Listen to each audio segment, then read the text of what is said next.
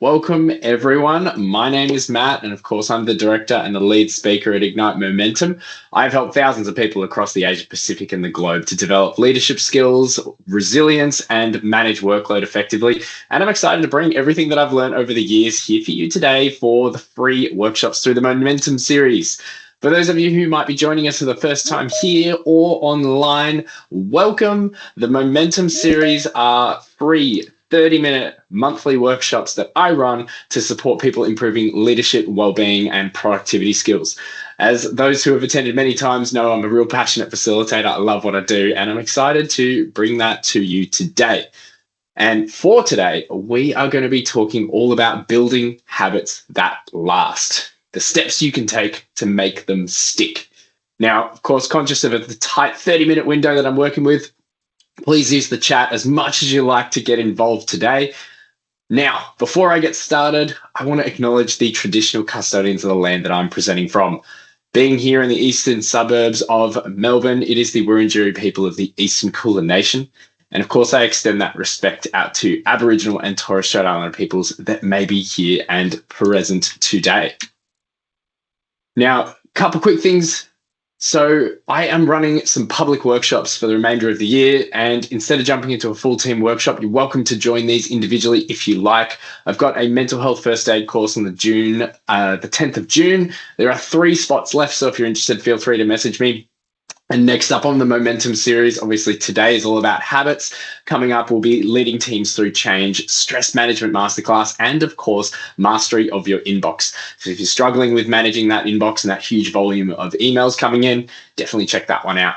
For those of you who are here, you'll automatically receive an invite. For those of you who are watching online, feel free to register through the description. There is a registration link there. And if you're watching on live and you haven't been before, would love to see you. Feel free to join. So today I'm going to teach you some simple frameworks to fast track habits and make them stick long term. But before I do, I want to hear from you. What gets in the way of making new habits stick for you? Pop some answers in the chat. I'll give you a second. What gets in the way of making habits stick for you?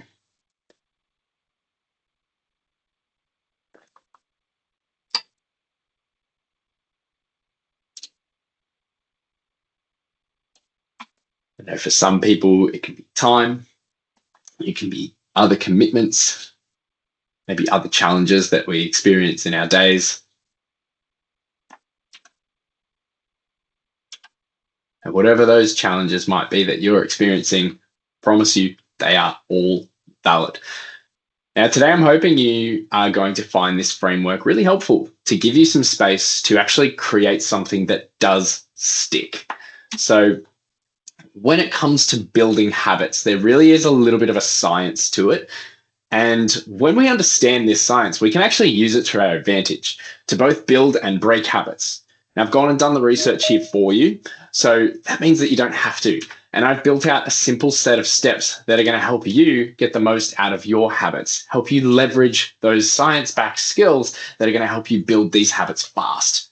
Now, this framework leverages behavior change science, the reward center of the brain. It reduces willpower and decision fatigue, and it supports us to fast track the build of new neural pathways and get new habits to stick fast. Now, once we get a habit to stick, I like to think of it as a secret superpower because you will do the action subconsciously. So, another piece to this on the science, before we get into any of these frameworks, one thing I want to point out, our brains are amazing. They can do amazing things and many, many things well, but one thing they can't do is multitask.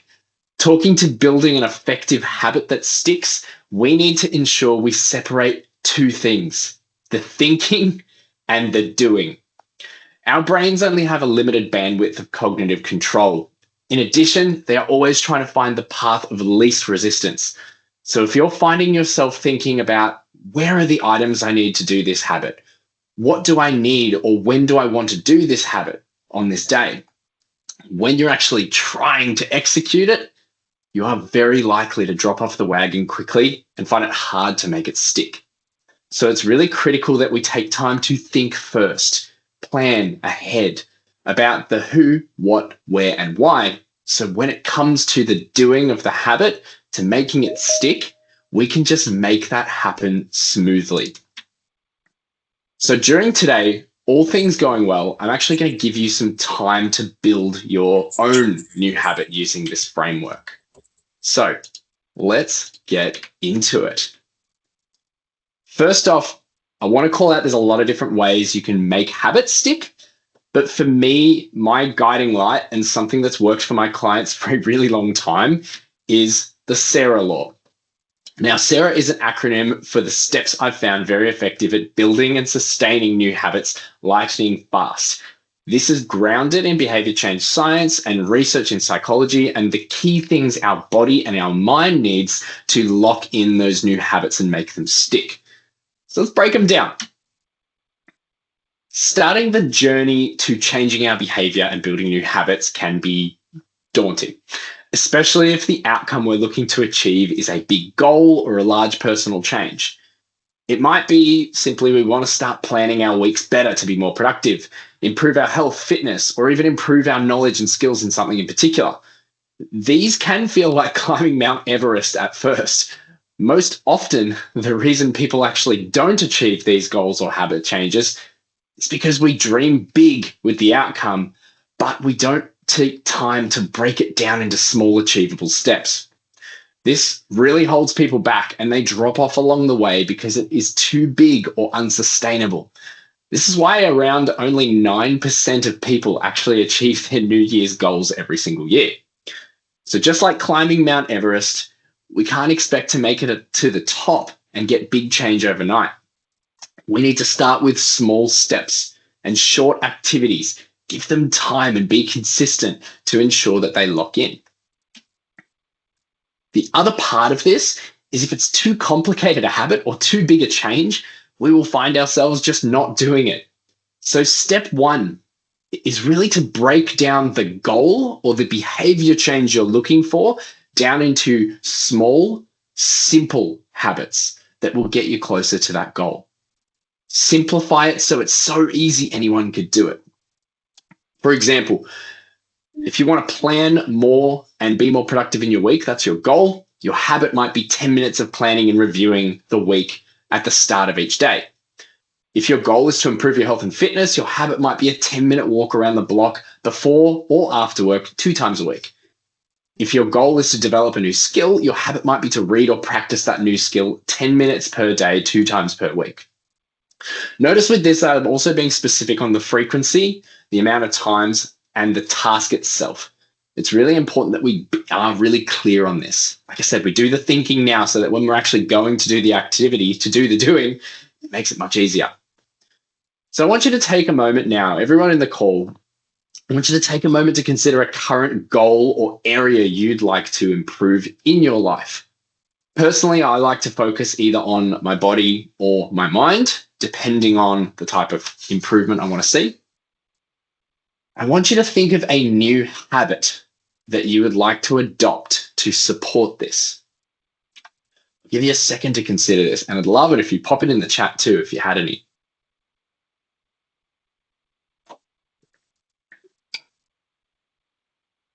What's a simple and easy habit that you could adopt that would improve either your body or your mind? For me, when my son was first born, I actually wanted to get my exercise routine back and my strengthen my mind at the same time. So my simple habit was to read daily and walk for 60 minutes.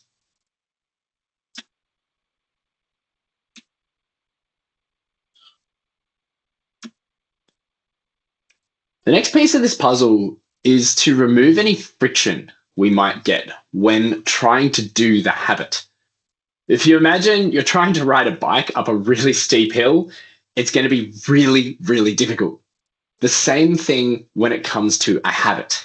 If it is too hard to do or things keep getting in the way, we are much more likely not to do it. So a continuation of that step one with a small and simple activity or habit, step one continues on, we want to remove as much friction as possible. So it's easy for us to do the habit. So again, feel free to pop your answers in the chat. I want you to consider that habit you're thinking about, the one you thought of before. What are potential friction points? What are things that might make it hard for you to do this habit? And additionally, how might you overcome them and make your habit easy to do? Give you a minute or so to think about this.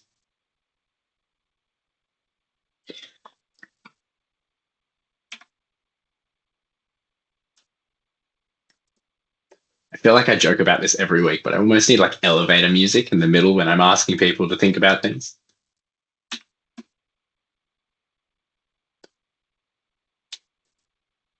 So what are potential friction points and how can we overcome them? How can we remove them altogether?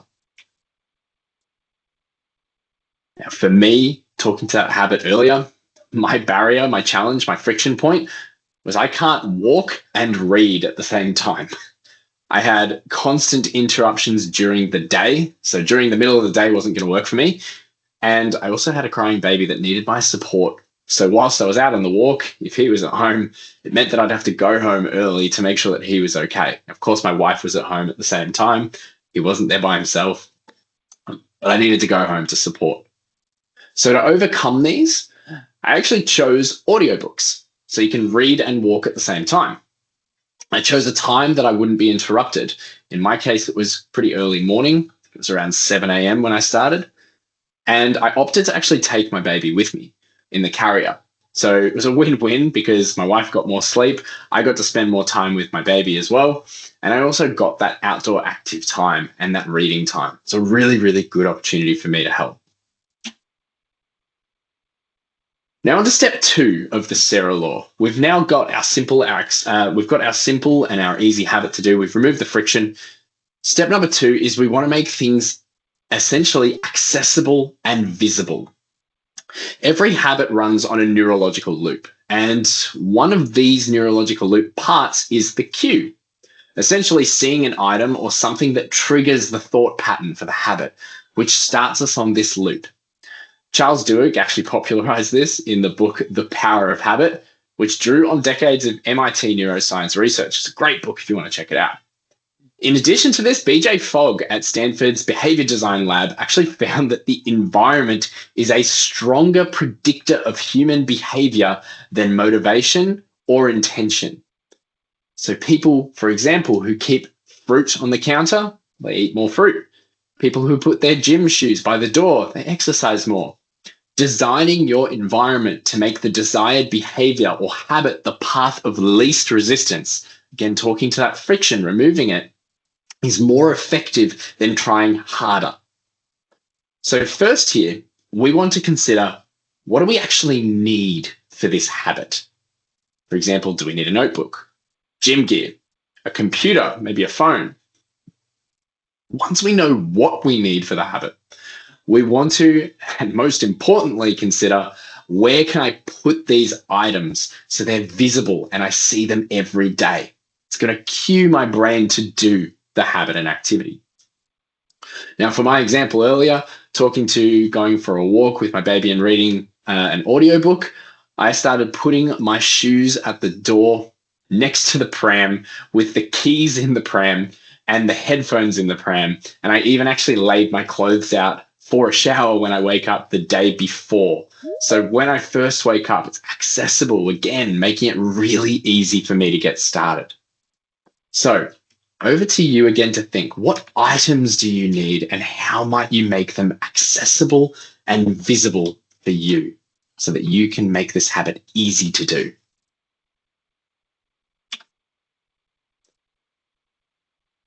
Again, don't be afraid to put stuff in the chat if you've got any ideas, you want to share them. If not, that's totally cool as well. If you're just hanging out and just listening in today while starting up the day of work, that's no worries too.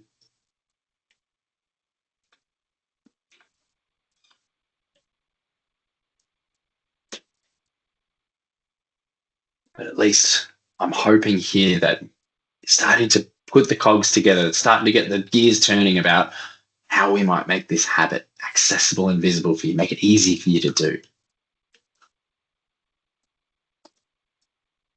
Now, I'm hoping that Your simple goal and its accessibility is starting to become clearer. The next part is we need to leverage the brain's reward center. This is going to fast track the creation of new neural pathways and lock this down as a new habit. Neuroscientist Wolfman Schultz, his research on dopamine showed that the brain releases powerful feel-good hormones when it receives a reward. Over time, it starts releasing them in anticipation. It means your brain actually begins to crave the habit before you have even started. That's how new neural pathways form and how a behavior becomes automatic.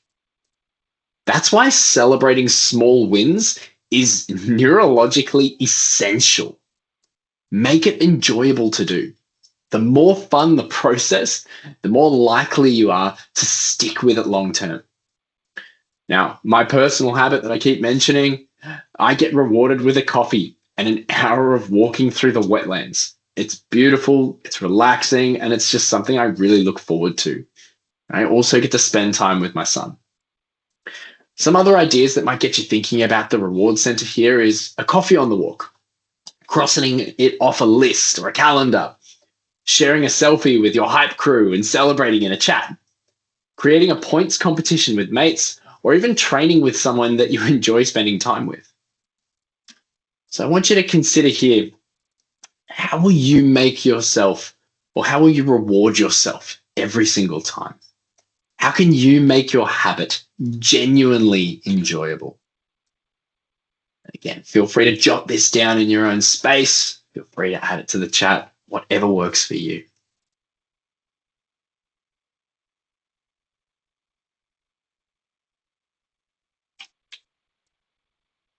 Give you a minute or so to do this.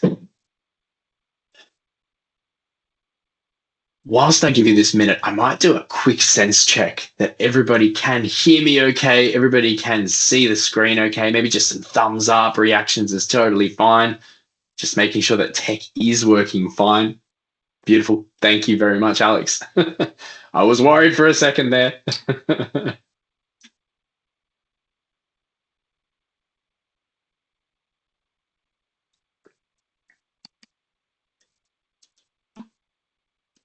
Right, well, I'm hoping you are well on your way.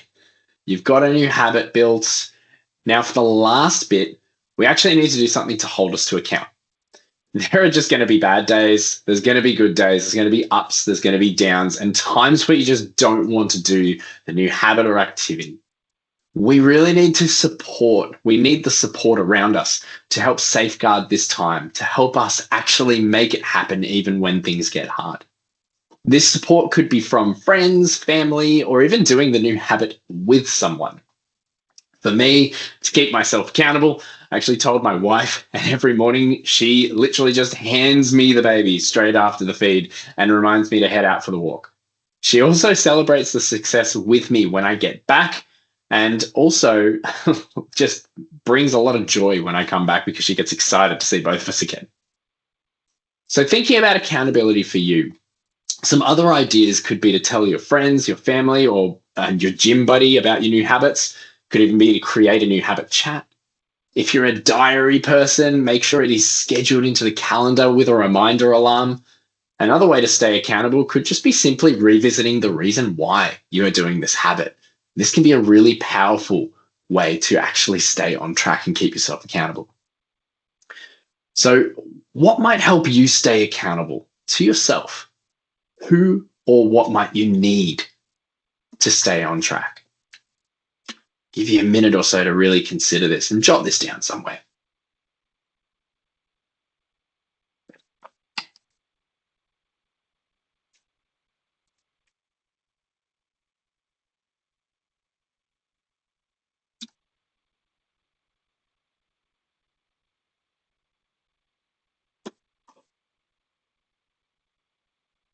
Now, on this, I will be very honest.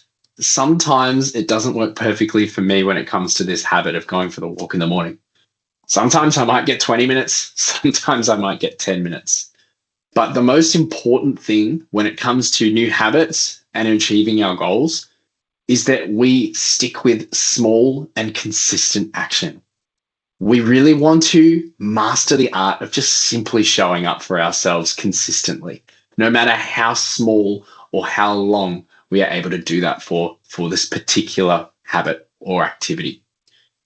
The small, consistent action matters significantly more than massive effort because this compounds over time.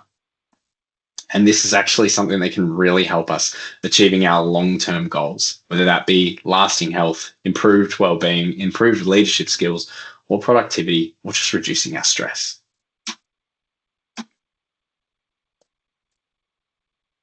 Now, I might pause very quickly for a second. I might just get a couple of quick thumbs up, maybe hopefully not thumbs down, but thumbs up. How's everybody going with this? Is everybody kept up okay? Has everybody got themselves some sort of habit built out? I know this is a tight time to be able to do this and a lot of thinking in a short period of time, but just a quick sense check. How are we going? Feel free to pop it in the chat. Feel free to give me a thumbs up or a smiley face if you're good.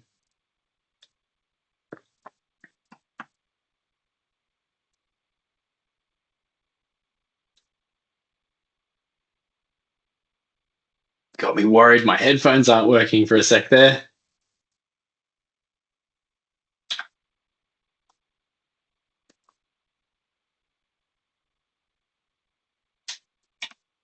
Cool. Well, let's keep rolling. Now, of course, when it comes to building good habits, whilst this is important, something equally important is being able to break old habits that aren't actually serving us anymore.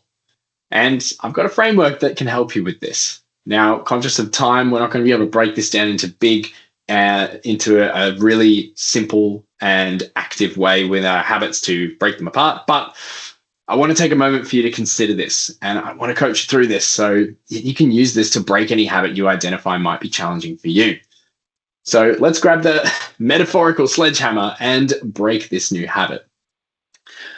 I want you to take a moment to consider what habit you have that is not necessarily serving you on your journey. It might be scrolling through your phone at night. It might be that you are not necessarily able to get up and exercise, or you're sleeping past your alarm, whatever it may be. I want you to really think about a habit that might not be serving you. Now, to break a habit, what we really want to do is the opposite of what we've just talked about. We want to essentially make it difficult to do. We want to make it inaccessible or invisible, reward less, and get encouragement and support when we don't do said habit. So first, talk about making things really difficult. Consider a way that you can actually make it hard for you to do this habit. For example, if you're wanting to stop scrolling the phone at night, can you use app blockers or lock yourself out at certain periods of time? Talking to making it inaccessible, we're talking about removing the items from our eye line, from our visibility. So, for example, with the phone, can we put it in the drawer? Next, we want to make it reward less. So how can we make it not enjoyable at all to do the habit? And lastly, we want encouragement and support. So we really want to bring our mates in with this and help them help you break this habit. Get them to celebrate with you when you don't do the habit. Now, again, talking about the thinking and the doing, we really want to spend some time thinking about this. What are the habits that aren't serving us? And really put them in place, or put the practice in place, or the dialogue, I like to call it, in place, to help us break through that. Now, conscious, we've gone through a lot in 25 minutes, so I'm going to give you a super quick recap. Habit building, the Sarah Law, really simple and easy way for us to build new habits. Talking to small steps, simplicity and removing the friction is the first S. Accessibility, remember we want to be able to see the habit, make it easy and accessible for all the items we need. We want to use the reward center to fast track the lock-in, and we want to keep ourselves accountable by bringing people in. And to break a habit, we need to use the DIA law. This is all about making it hard to do, difficult to do, inaccessible or invisible, reward less, and we want encouragement when we don't do the habit. We want that support from our people. Now, as I always say, what matters more than the workshop is what we actually do after the workshop. So I want you to take a moment to consider, what action are you going to take here? And with that, I want you to capture these actions. So I'm going to put the link in the chat just in case you want to click, but feel free to scan the QR code. In my experience, when we write things down, when we commit to them, they actually do happen. So jump into the survey, fill it out, put in your new habits, the ones you want to break and the ones you want to build, and let me know what you've thought of the session today. I'll just pop that in the chat here for you, and I'll give you a minute or so.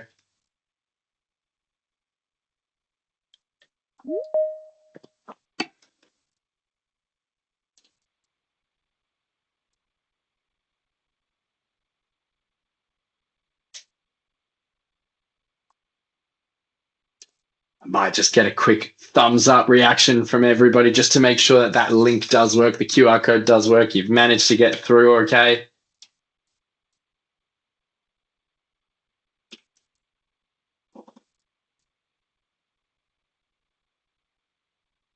Just triple checking because I haven't got any thumbs up. Has that worked for anyone?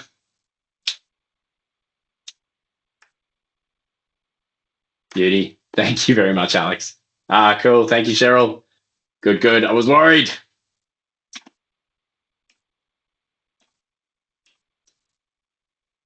Rightio. And whilst you quickly fill that out, of course, if you need anything beyond this, you know I love what I do and I love to help as much as possible. Training supports reducing stress, reducing overwhelm, improving well-being with a focus on helping people live, lead, and work at their best. Feel free to connect with me if you'd like to chat a little bit more. Shoot me an email or scan the QR code there and get in touch via LinkedIn. More than happy to have a chat about how I might be able to help you and your team. But other than that, I'm going to give you 2 minutes back in your day. Thank you so much for jumping on board and joining me for the Momentum series in the month of May. I'm looking forward to the next month's session with all of you. If you have any questions, feel free to reach out. But otherwise, have a wonderful day.